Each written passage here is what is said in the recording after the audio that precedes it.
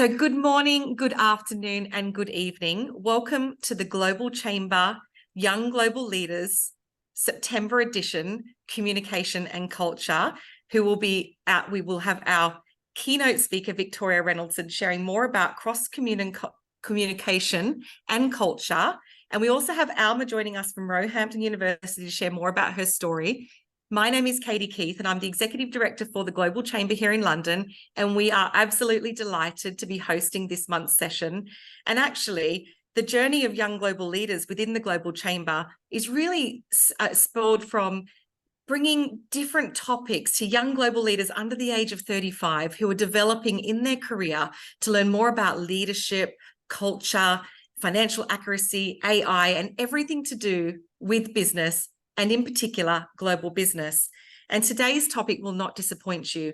We're going to be focused on learning about communication and culture as you take your career to the next level. And we have with us Victoria Reynoldson with Perfect Cuppa, who specialises in communication coaching and cultural intelligence training. And she helps international leaders and teams to reach their performance and career goals by improving their communication confidence and developing their cultural intelligence. So Victoria, I'd like to hand over to you to lead our session today. And for those who have joined us, please hold your questions to the end, where we're going to have an interactive session. So Victoria, without further ado, over to you. Thank you so much, Katie, and a very warm welcome to everybody. I'm based in London, the UK, and it's great to see so many of you coming from many different parts of the world, some of you who I've met before, and of course, many new faces. I'm going to start my introduction, but while I'm doing this introduction, I want you to think about how many countries are there in the world? Do you know? I would love you to put your answers in the chat while I do a bit of introduction. So I'm going to start sharing my screen. Do feel free to put your answers in the chat. How many countries are there in the world? So we're going to be talking about today.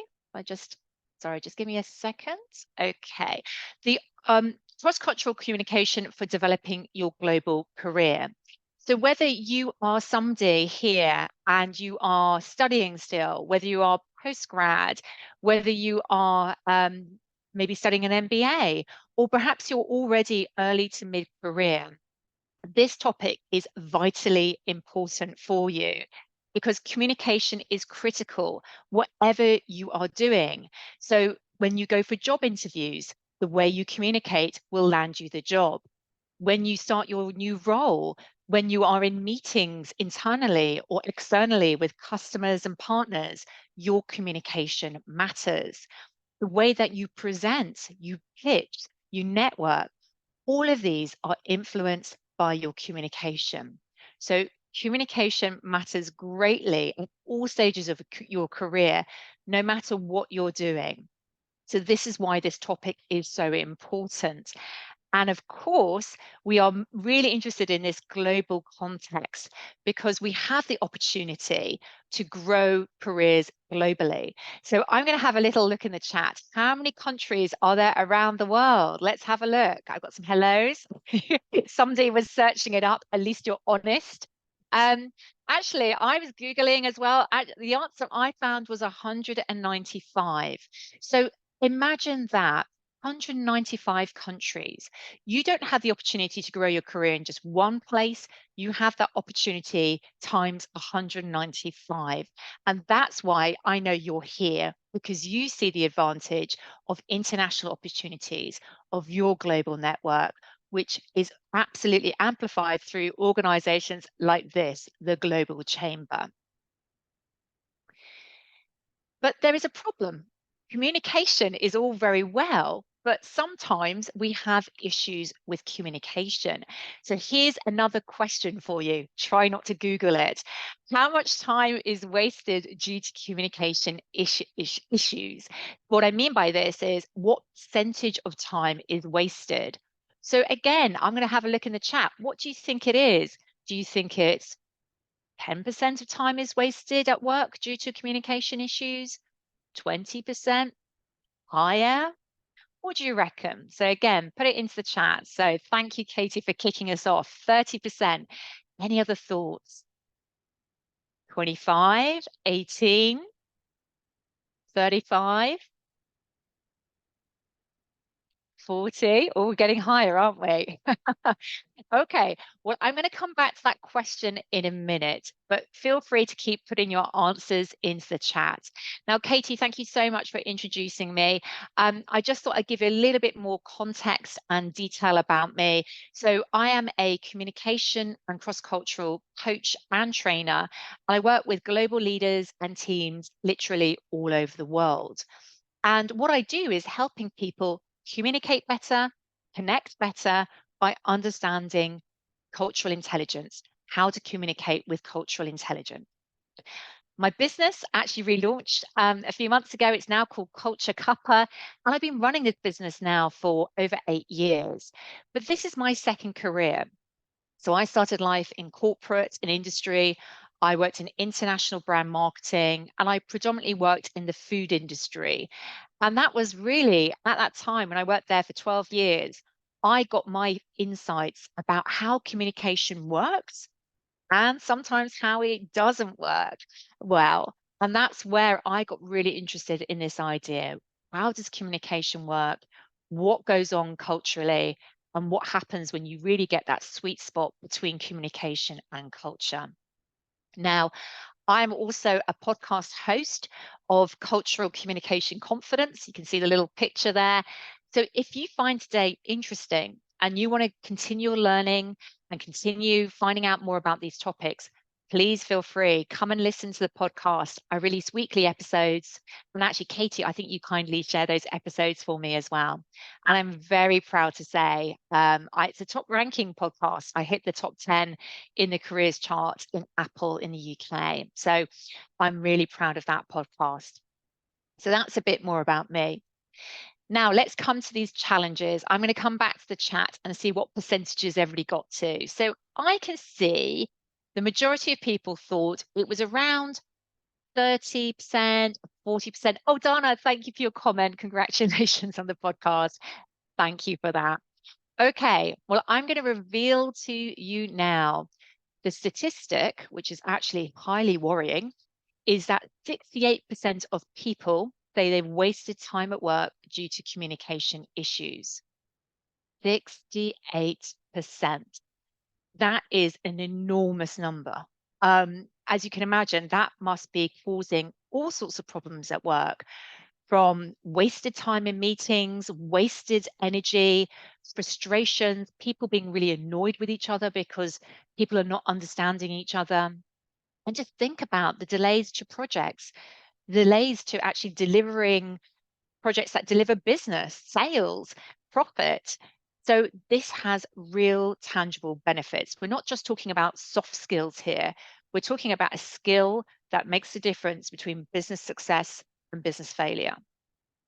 Some other issues and challenges. Well, I'm sure that many of you, whether you're studying or whether you're working, are part of global teams or global groups. And it can be really challenging to connect and build trust well when you're working with people you never meet. You're only working in a virtual space.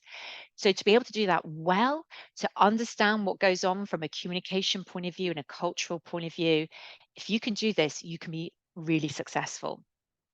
And then the final point, which I think this is a really compelling fact, 90% of executives say cultural intelligence is a top priority in new hires. I'm going to explain exactly what I mean by cultural intelligence in a minute, but I think this is a really important factor for any young global leader who wants to make a difference. If you have cultural intelligence, this means that you're standing out from the crowd. But that's the bad news, right? So don't worry, it's not all doom and gloom.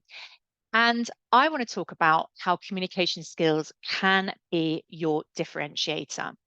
And there are some amazing benefits for you paying attention to your communication and capabilities. First of all, it gives you the opportunity to build rapport, trust, and collaborate really effectively, particularly when you're working virtually. It helps you to sound clear and have impact. You will absolutely land your messages, your thoughts much more clearly if you know how to communicate with the messaging that you're saying. It helps you to navigate the challenges. So even if you're very early career, or even if you're studying, the way that you are able to disagree with other people, negotiate, find ways and solutions through when problems come up. This is so important. Your communication skills are critical to that. If we don't communicate, as we saw, it ends up with just a lot of wasted time. It helps you to work effectively. I've already mentioned how important it is for communication to deliver your projects. When communication flows, then the projects flow, the business flows. When communication stops, it has all sorts of waves within the business, but also within the team. It can really be quite detrimental to team spirit and well-being. And finally, I think this is also incredibly important for you here on the call today. It can amplify your personal reputation. Speaking to the young global leaders in the room, I am sure this is what you want.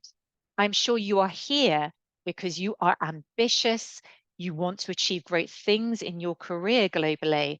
So if you can communicate, and that is something that lands with other people, senior managers, the board, then you can amplify your personal reputation, which will lead to the opportunities for you to be promoted, to develop your career upwards and onwards. So if there's anything that's important in this slide, it's probably that last point. This is important for your career. But there is this cultural element as well. So where does that come in? Well, for me, it comes in with this question. What is the difference between the individuals who, and organizations, by the way, that succeed in this very multicultural world that we live in, and those that really don't, that fail, that don't actually make it? Well, this is where cultural intelligence comes in. And for those of you who've heard me speak before, you know how passionately I feel about this. Cultural intelligence is where culture meets communication. We take an intelligent approach to understand the nuances of what happens in our situations and our interactions. Now, there are many definitions for cultural intelligence, but this specific one from the Cultural Intelligence Centre, with which I'm an associate trainer, is incredibly important, and I think expresses it simply but impactfully. So cultural intelligence, otherwise known as CQ, so like IQ, CQ, is the capability to function and relate effectively in culturally diverse situations. Now, what's important about this goes beyond awareness. It's not just about learning facts and knowledge about how to be successful in your meetings in another culture. So, yes, that is important, but you need to go deeper than this. And that's why it's a capability. It's a capability we can measure with assessments. I do CQ assessments, and you can also measure progress over time. It's also more than just how you function, so how you operate day to day. It's also about how you relate. And I think this is so important because what we are always trying to do in our work, in our careers, is to build connection, to connect to other people. And that's ultimately what communication allows us to do. It allows us to connect human to human. So as you can see, this is a really important factor for all of us, but particularly for you as young global leaders. And collaborating with cultural intelligence can look like many different things. It can impact the way that you lead meetings. So you think about how to lead the meeting to be inclusive, to make sure that everybody has a chance to be heard and feels comfortable to express their views. So cultural intelligence, in fact, builds psychological safety. Cultural intelligence will influence things such as how you approach interviews. It can help you approach as well how you give and receive feedback. It even impacts things such as how we greet each other. What is the appropriate way to greet each other in different cultures? Or even how we dress and what we consider is the right way to be socially connected to other people at work? How much do we talk about our personal lives at work? You can see there are so many different impacts of this, both in more kind of structured ways, such as meetings and discussions, or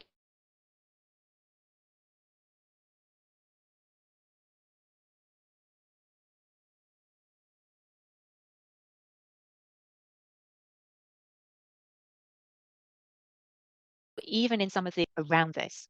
Well, I believe, I'm just going to just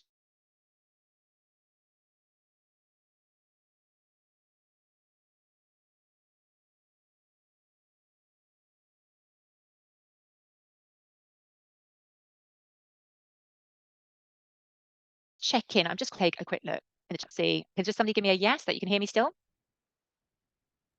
Yes. Froze, Thank you. but I can hear you now. You froze. Yeah, you froze a I couple of froze. times. Okay. Am I back again? Yes. Great. Perfect. Thank you. I just want to make sure that you can absolutely hear me. Let me know if there's a problem again. So cultural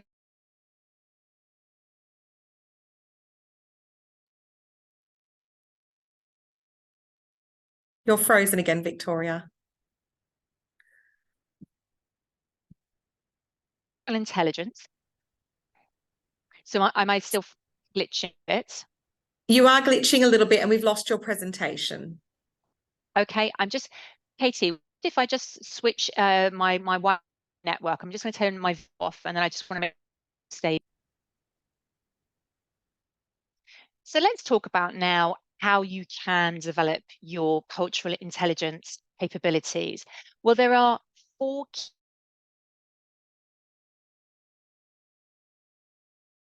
scores around how we perform in each of these. So it starts in the top left with CQ Drive. Now, this is about your level of interest, persistence, and confidence during multicultural interactions. Now, the very fact that you are all here, that you are part of Global Chambers Network, suggests to me that you probably all have quite high levels of interest in working multiculturally. But the persistence piece, the confidence, that isn't always easy. And sometimes it can be really challenging. It can be really uncomfortable, not knowing what is the right way to interact with people, to react to what people are doing, to not knowing or understanding why people behave or communicate in the way they do, which is different from your expectations. So this is about CQ Drive. From there, we move into top right, CQ Knowledge. And this is about our understanding how cultures are similar and different. Now, absolutely, it's good to understand differences, but sometimes I think we really forget that there are similarities as well between us all. There are some universal human truths. And that's where I think it's really great to focus on both. Knowledge by itself, though, isn't enough. We can learn all the facts in the world about different cultures, but they are probably, although they may be research-based, they're going to be probably generalizations based on the averages. So that's where we need CQ strategy, bottom right. And CQ strategy is really all about awareness of what is happening in the moment, our ability to plan, and our ability to reflect so that we can improve and continuously improve our approaches so that we can absolutely apply our knowledge, but also understand when we haven't got the full picture. And then finally, the 4th piece is CQ action. And CQ action is where it really comes into being, the doing piece, your ability to adapt, knowing what levers you're going to pull. What is it you're going to change in the way that you're behaving, in the way that you are acting, how you're communicating, and what you're doing with things like your voice, for example, to be more impactful. So this is the picture. And although this sounds all very simple, there's a lot of depth behind this and a lot of research behind this, including sub-dimensions, so that you can absolutely pinpoint where your strengths are and also where your development areas are as well, and where to pay attention when you're working with people from many different cultures. I'm actually just going to pause there and just check in. Has anybody got any questions? I'm conscious I'm talking, but has anybody got any questions on this or anything that I've shared so far? Feel free, if that's okay, to unmute or put some comments in the chat.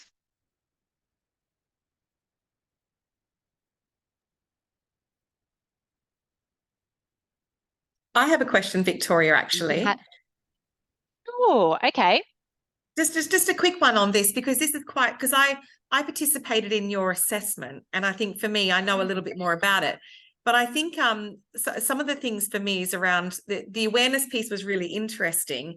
And then the adaptation and the action. Would you say, how often should I be checking in on that adaptation and action? Because I've completed the assessment earlier this year. I put into place some actions, and probably there needs to be an ongoing plan around that. What would you suggest?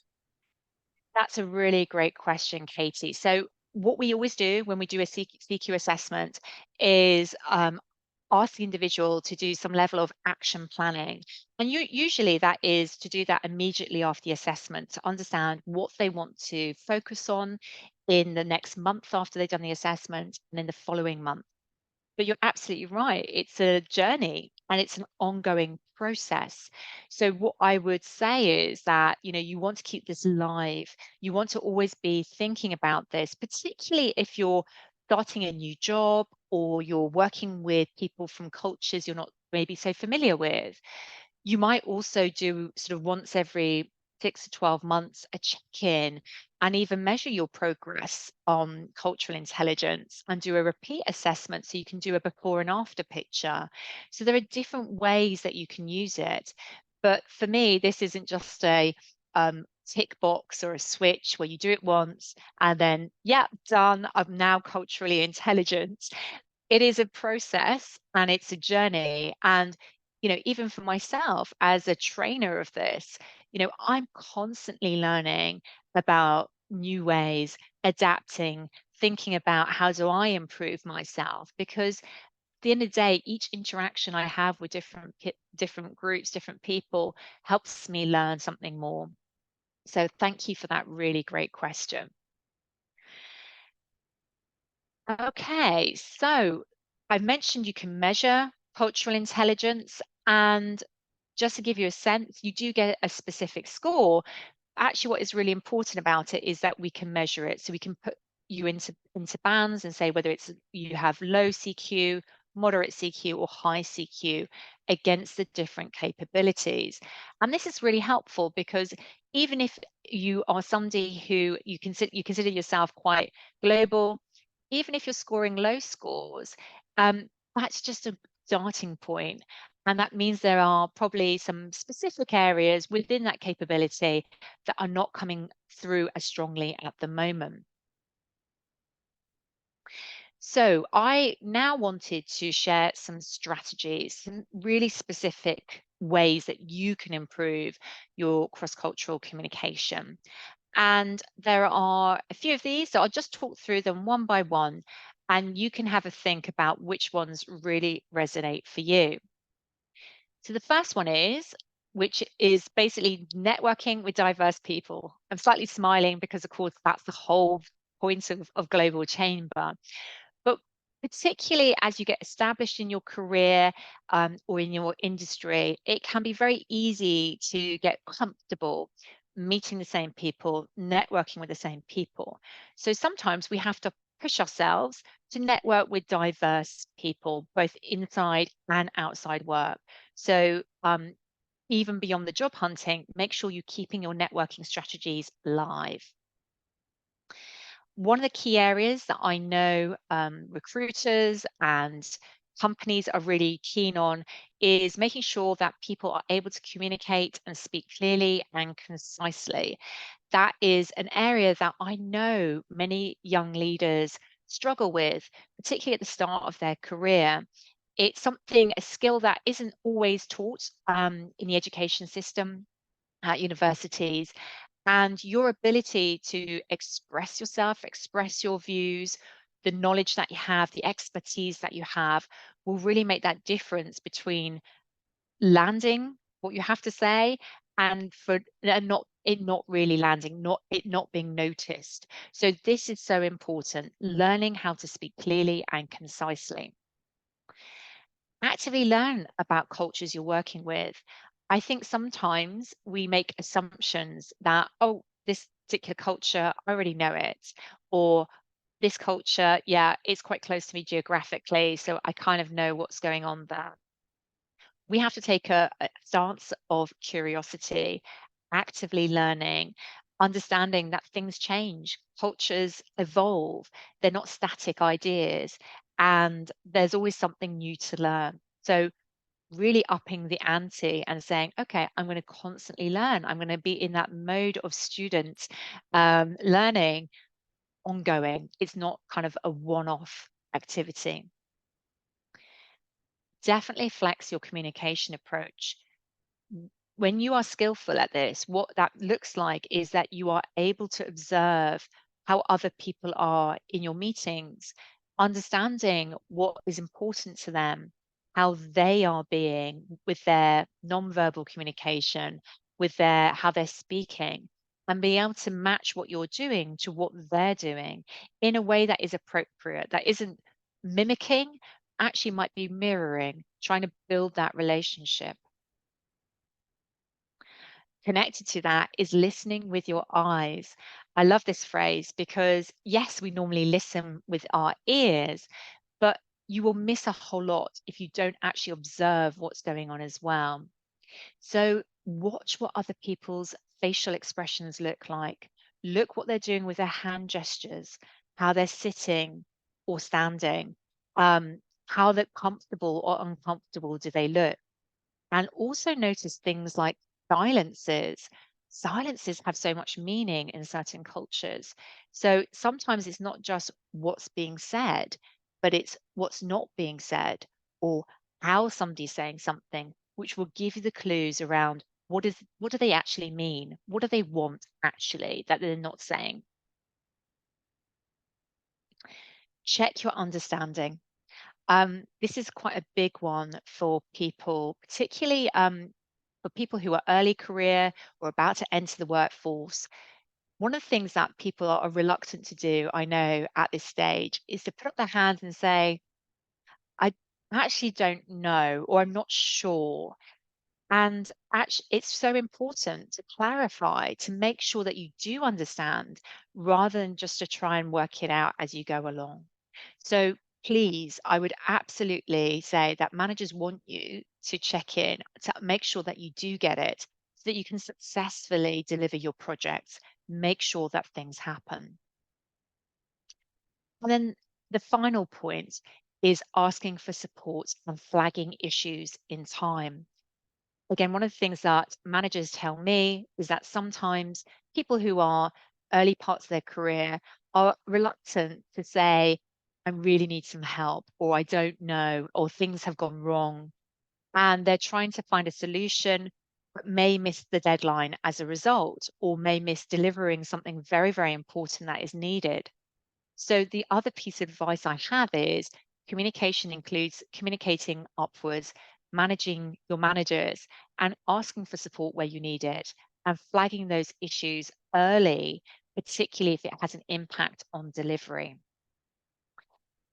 I'm just going to pause there, and I would love to know which of these particular strategies resonate with you. So you can either unmute or feel free to put numbers into the chat in terms of which ones really connect with you. And you're like, absolutely, that's where I need to focus.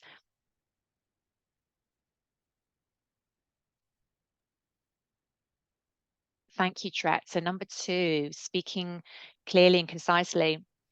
So sometimes quite challenging. Thanks, Stephen. Number 6. 7. Yeah, absolutely. Number 1, number 7. 4. Thank you, Jane. Yeah. So this is great. Yeah, thank you. Thank you for your honesty. I appreciate it's quite vulnerable to share this and say, actually, these are not easy. And I'm really pleased to see actually that there's a strategy for everyone here, that there are different strategies that are appealing to different people in the group. So I'm very, very pleased to hear that. Now, I was going to suggest at this point, Katie, to perhaps do a group discussion. I'm just going to check in with you whether you want to do that now or whether you prefer for Alma to have some time to have a conversation I think before I we wrap do the up. discussion now because I think these strategies are fresh in our mind. Did you want to break out into rooms or Well, I stay? think that's a question. I think we could probably stay in the room. We're only Yeah. 15. So if Yeah. people are comfortable with the unmuting, if you're not comfortable speaking up in front of others, then, I'm really happy to keep an eye on the chat as well. But this is just your opportunity to step into, so it's the group expertise and knowledge that's around the room, but also, I'm really happy to give you any advice and tips. So please share, what are your communication challenges? Which areas do you think you need to improve in? And how can you be more successful with this idea of cultural intelligence?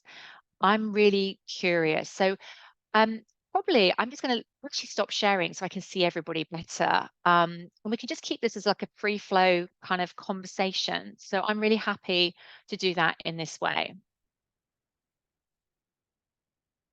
I'll kick off, Victoria, because there was something that you mentioned. And number 7, I typed number 7 in, and because I have team, but I also have a wider team in the global chamber community, and I'm just wondering, like the ask for support. Where does the responsibility lie? Because I'm running 100 miles an hour, and sometimes I'm not aware if someone needs extra support from me. Like, how would you suggest that everybody chiming into this today asks for that support? Because I know that I'm not going to know unless I don't know if there's an issue. Yeah, absolutely. Yeah. I think this is where, that particular point I'm really like, actually, the responsibility always comes, I have to be honest, comes from the person who needs it. They need to be comfortable to speak up and say it. And the reason why I particularly mention that is I'm really conscious that for some cultures, it's actually seen as quite negative to ask for help. But I think that if I think about the UK and in the US, in more global organizations as well, asking for help is a real positive. It's really seen as a proactive way of stopping problems coming up later down the line. And I'm conscious that, for example, like yourself, Katie, as a manager, you are incredibly busy. So you might not notice or see when somebody is struggling immediately, or maybe, it might be that it's not so obvious because you are, perhaps on the go a lot. So I think the responsibility has to be with the person who needs that help. But this is where we need to also create environments within teams where people feel really comfortable being open, being vulnerable. This is also part of what I've talked about already, psychological safety as well, that people feel comfortable at all levels to say, I really need some help here.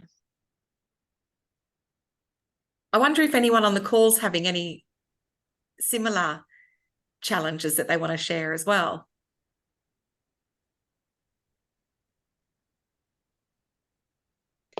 Yeah, good morning. Good Hi, afternoon. Susan. Good afternoon. Who are we speaking to?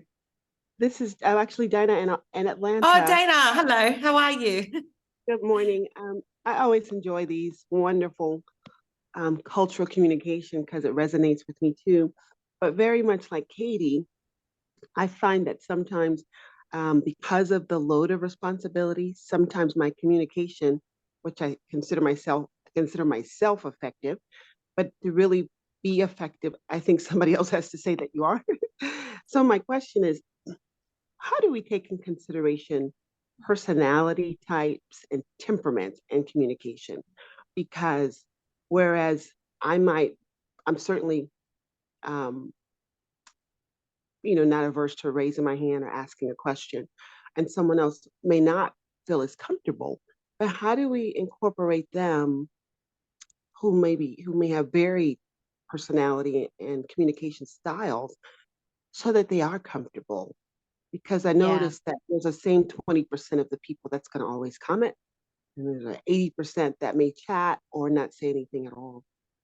Yeah, I think this is a great question, Dana. And this is where within cultural values, when we explore cultural intelligence, we really explore these dynamics of how people communicate, things like direct and indirect communication style, being individualist, being able to being happy to speak up in front of others, or being collectivist from a collectivist culture, which means that people prefer to consult with each other and come to a common point of view before speaking up.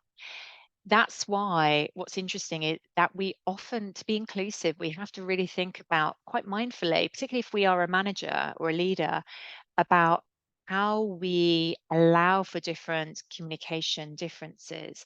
So you noticed me sort of saying earlier, please feel free to unmute if you want to, but also please feel free to put your questions and comments in the chat. For some people from some cultures, just unmuting in a room would feel deeply, deeply uncomfortable and very much, on the spot. But that's where things like, for example, in a virtual meeting, breakout rooms can sometimes help to allow that conversation to happen. Sometimes it's also about where is designing the space for the conversation. Sometimes having a conversation outside the usual workspace is really important to really ensure that there is a break from the usual work environment to allow for the type of conversation that needs to pull through. So I think your question is a really great one, and there are many different ways, but particularly if we're a manager or a leader, we need to be quite mindful of this and think about the different ways people can contribute and participate in our conversations. Thank you. That's quite helpful. We have Susan with her hand up. Susan, would you like to unmute? Oh, yes. Thank you so much, Victoria. There was a lot to learn from all that you've said. And I apologize that I don't have my video on. I'm just not able to do that right now. No problem. Okay, so I'm from Nigeria and I'm doing my master's in the US. And one major challenge I had was having some people understand me, because I never knew I had an accent until I got to the US. And also me understanding others as well. And although it has got better, so much better over time, but I still meet some people and they have so much difficulty in understanding me. And I'm torn between trying to explain myself and being frustrated. And so I would like to know what advice you would have for me on that. Thank you. That's a really, really great question, because I'm a great believer that accent is part of our personality. It can be part of our culture. And so personally, and I know there are different perspectives on this out there, but my personal viewpoint on this is that you, of course, need to be clear and comprehensible. That is always important. And I do have people who come to me to ask me about this. However, listening to you now, I think for me, you are clear and comprehensible. I absolutely understand you. Is your accent understandable to everybody? Well, that depends whether somebody has been exposed to listening to different accents from around the world, and that might say more about their own cultural and global exposure. However, if you do find that people are struggling to understand you, maybe they just haven't been used to the types of accents from around the world before, the only thing that I would suggest we can do is to slow down our pace of speaking slightly, just to make sure that the words are clearer. But my personal view on this is that nobody should have to change their accent. And I would only personally be recommending, work on your accent or work on more on pronunciation if I really felt there were some challenges with how you're producing sounds or producing the words themselves. That's my view. How does that land with you? Oh, yes, I think that's helpful. Thank you so much. And just to add to that, Victoria, because I found the same thing being an Australian coming to the UK, the speed in which I spoke and the terminologies I use for different words, I actually listened and mimicked others. So what I did over time is I saw how others were doing it, and I kind of started to slow myself down and say things in a way that others would understand. So I totally understand where Susan's coming from. And actually, Susan, it just takes time as well to adjust into the style of speaking too. So hopefully that's helpful, that there is light at the end of the tunnel. Victoria, we do have to move on now. So I'd love to invite Alma to, because we are going to open up for more discussion towards the end. And with every Young Global Leader session, we love to invite a young global leader as a keynote to come and share their story about the topic. And I'm so delighted to bring Alma to the stage. So born and raised in Karachi, Pakistan, Alma embarked on a journey of professional and educational growth that led her to the UK in 2021. Excitingly, was celebrating her graduation yesterday for Roehampton University, but I honestly, very impressive. You have a reputation as a creative change agent among your peers, and you have transitioned to a role in risk and advisory as a consultant at Deloitte's London office. So congratulations, Alma. I'm sure everybody chiming into today's call and those on the call today would love to hear your story. I'm going to hand over to you now. Well, thank you so much for inviting me over, Katie and Victoria. I feel very overwhelmed right now, mix of emotions. So yeah, my story is a bit different. As Katie mentioned that I graduated recently from University of Roehampton. It was a very tough decision when I moved on here in the UK. That was back 2 years back. And I had, a perfect job settled up there back there in Pakistan. But when the COVID hit, everything was, moved in people's life. And so I decided to move on with my life as well, as I had the curiosity to know what's happening in the Western world. I wanted to, move ahead in my life. And so I took this tough decision, left everything at the back, and moved with the risk, what life has to bring me up in the future. So I moved in 2021, and luckily I found my first international friend in a university chapel. And then followed by that, I made loads of international friends from European countries within the university itself. As Susan mentioned that, you always have that difficulty in understanding other people's accent. I had the same thing, not only the accent, but the currency too.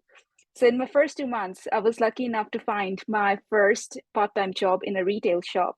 But then again, I had this challenge of understanding other people with the UK accent and the currency too. I was too bad at counting coins, but over the time, I learned about it.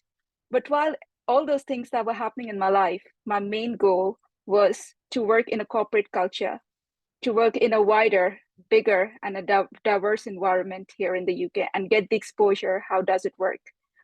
So I was, again, lucky enough to find my 1-year placement program with Adobe.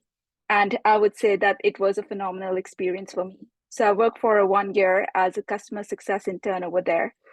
It was culturally rich and diverse environment, people from different nationalities. And it was kind of a fun environment as well, as you get to know about different cultures, norms, and values. So I never felt that I'm away from home. Along with that, apart from like doing my daily tasks, wherever I was assigned, I also delivered number of like valuable projects over there, which made me highlight or like a shining star in front of the managers, directors, and the VPs of the organization. And I was able to deliver some of the projects, not only within the UK region, but globally as well. But then again, as previously Victoria mentioned about the key strategy, that is networking with diverse people. So when you network, you don't like, remain in your own, comfort zone, but, expand. You have to come out of your comfort zone. It's okay, if you're not very good at communication skills, you find it difficult, just have that confidence to go and just say hello and just, try to start up a communication and let people know, get to know them as well. And this is how it helps. And this is how I made like, more than 100 plus meaningful connections over there in Adobe, the place that I worked. And with those, helpful connections, I was able to find my current job. That is, I work currently as a risk advisory consultant at Deloitte. And this is my journey up till now. And it's been amazing when I reflect back the things that I went through and the people I met on those journey and the things that I have learned throughout that. They are very meaningful to me and they're very important. And today as well, I'm a kind of a person who would like to meet new people, new things, and embrace them. So this is who I am, and that's what my journey is up till now. And I'm looking so much forward to more good things and blessings in my life. So with that, as you mentioned so many good tips, Victoria, and I loved it, as it's definitely going to help me out in my new journey at Deloitte. I have another question for you. That is, do you recommend like any resources or communities where I can, continue with my learning, with my communication skills, improve them more? A great question, Alma. And so first of all, I mean, I'll first of all push my one. So I don't have a community as such, but obviously the podcast is great to learn from. And the other thing to say is that I'm very, very active over on LinkedIn. So if anybody wants to like create a community with me, feel free to follow me, connect with me. I'm always really happy to be with more people, and just like Katie on LinkedIn a lot, sharing lots of ideas and strategies and tips each day. But yeah, I mean, I think, the main thing is, from a networking point of view, tap into Global Chamber. What an amazing organization Global Chamber is.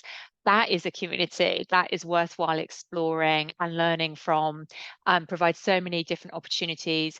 For myself, I have learned so much from so many different people, developed skills, and met such a diverse group of people from around the world. So definitely that is a place to be. But also, I would say that you will have lots of different professional networking opportunities. Alma, you're based in London office, or where are you based in? Yes, based in London office, yes. Okay, so there'll be lots of professional organizations. I suggest you join your sort of professional body or association and network there.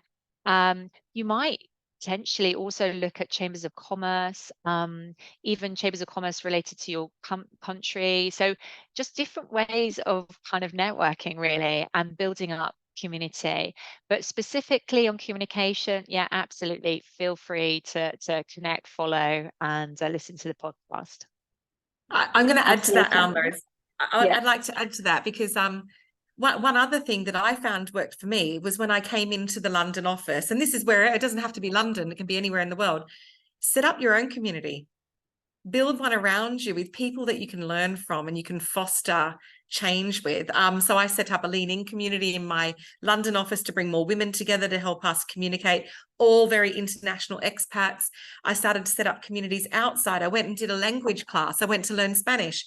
Now the Spanish classes stopped, but the cocktail evenings continued, and we've developed friendships, and we're all from different backgrounds. So I think if you haven't got one visible to you, why not create one? That's my response there. Yeah, that sounds awesome. Yeah, I'll definitely look into that thing. But thank you so much, Victoria and Katie, for the wonderful advices. Yeah. Very inspiring, both Victoria and Alma. Now, as we go into the last 8 minutes of our session, this is really about group discussion. It's really about sharing different stories, taking advantage of having two amazing people to collaborate with. So I'm going to encourage you to unmute and ask your question, or you could place a question in the chat. So please do. I've got some, LinkedIn is great for community. Thanks, Stephen. Agree. This is such a great community to connect on. Elnaz has said that this has been very inspiring. Thank you. Stephen said it's awesome. Great journey. All the best from Santosh. But have we got anyone on the call that has a particular question or challenge that they'd like to help us solve today?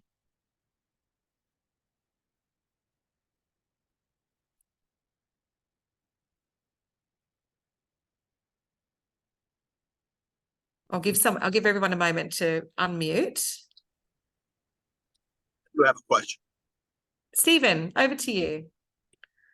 I don't know who it was that was speaking earlier, but I've heard this before. Now, I'm originally from California, and I've been living in Tennessee for some time. And People who are from other parts of the country think I have a pretty strong Southern accent. My wife would differ with me. She's a seventh generation Tennessean. My California family says I do. All of that to say, when I tend to be around other people who are different than I am, one of you said that you tend to, when you move to the UK, you mimic the way they speak. I have heard that the ability to mimic or to kind of adapt an accent is, I can't remember, is it a sign of EQ or a sign of emotional intelligence, EQ or CQ. Are you familiar with that research? Is that something that's true, or am I just making this up? Can I answer that one, Katie? Would that be all right? I'm happy Yes, if anybody else wants to absolutely. jump in. So I think copying accents, yeah, absolutely. I think that is a skill. I think it shows from my experience, it shows somebody's got really good listening skills and has a real ability to be flexible with languages. I'd be really careful of mimicking accents, though, because it can come across as perhaps not being authentic. And again, I'd be really careful of like trying to say to somebody, well, you have to completely change how you sound, because accent can be so much part of our personality. And also, like, if I think about the richness and diversity of accents, that makes the world sound better, in my view. I don't think everybody sounding the same is a positive thing. However, I agree, and I think maybe mimic might be the wrong word. Absolutely agree with okay, what you're saying. adapt, But maybe. there is something, yeah, adapt to. But yeah, I hear that and I agree. Yeah. I've noticed that when I'm around some people, it's like a shift. It's not even something I do consciously. Mm-hmm. And I've had some people say, "Oh, that's amazing," and others say, well, kind of what you just said. So I'm just curious if it's something I need to pay better attention to, something I need to learn and develop so that I don't do it. So that's just what I'm just kind of thinking out loud. And since we've got experts on the call, I thought I'd ask. So Stephen, I think thank you for clarifying. So I think adapting is fine. I think we just need to be, as with any cultural intelligence aspect, we need to make sure we're not over adapting. So, I know I've got British friends who've moved to Australia, and to me, they sound very Australian now, just because they've lived there an incredibly long time.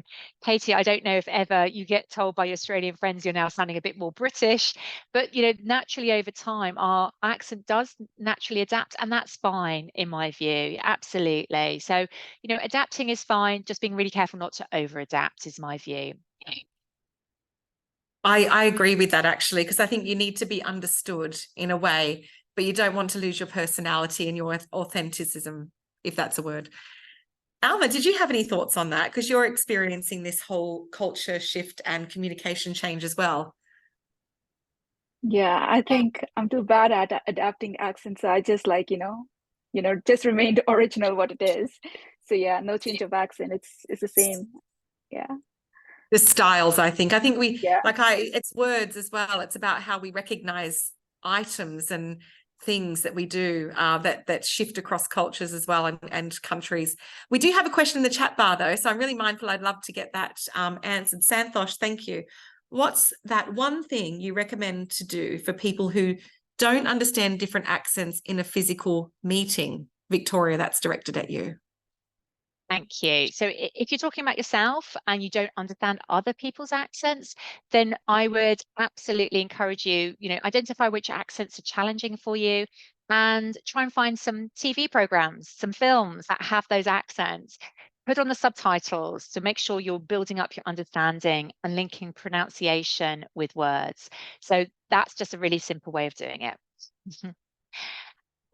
Actually, Katie, I'm just conscious of time. Is it possible for me to... Oh, cool. Yes. Is it possible for me to share the offer as well with the team, please. with the group? Yeah, so we're gonna wrap up the call now. So Victoria, I'll let you close off the topic. Thank you so much, Alma. Victoria does have a special offer for us today. So I'm going to let you share that with us, and then we'll say our goodbyes. Thank you. I really, really appreciate it. I'm just going to bring up my screen one more time because I just want to bring this up so everybody can see this. So I just wanted to share very briefly, I have a special offer which I want to share with the group here today and anybody who's watching this on replay. I'd like you to give you the chance to try out the CQ Cultural Intelligence online assessment and get your scores. So I wonder whether you're feeling curious about how you're performing in each of the capabilities. So what you'll do is you'll get to do a 20-minute, 30 minutes to 30-minute online assessment, find out your scores. You receive a really detailed report. I think it's like 20 pages of feedback. And then you're also going to get access to the e-learning. And this is just special for the Global Chamber Young Leaders. I'm going to offer £99 until the 30th of September. Apologies, I do have to offer it in sterling rather than dollars. But just basically this QR code is to contact me. You can find me on LinkedIn if you prefer, and just mention this offer. And I'm really happy to share that with you. Otherwise, connect with me on LinkedIn, listen to the podcast, and feel free to keep learning on your journey. Thank you so much, Katie. Thank you very much, Victoria. And thank you for everybody who's participated physically in the meeting today. It is a monthly edition where we bring a topic to you which we feel is really important to your development as a young global leader. Thank you to Victoria, an expert communication and culture coach. I'm so delighted that you're a part of our community here in London and for Global Chamber. Your podcast is extraordinary. I completed the cultural assessment and it's really helped me as a leader in business. And I would encourage you to connect with Victoria, listen to those podcasts, and get your boss to invest in you. Your boss can invest in you, and this is a really great way to do that. Alma, congratulations on your journey. It takes a lot of courage and bravery to move into a different country, develop yourself and educate yourself beyond words. So congratulations on your graduation yesterday as well. Thank you. Thank you. On that note, I'd like to say thank you and wish you all farewell wherever you are in the world. If you'd like to join the Global Chamber Young Global Leader community, please reach out to me. We're here to help and connect you. On that note, goodbye and have a lovely day, evening and night. Thank you, everyone. If anybody's got any questions, Thank I'm you, happy everyone. to stay for a minute. Thank you. Bye. Thank you.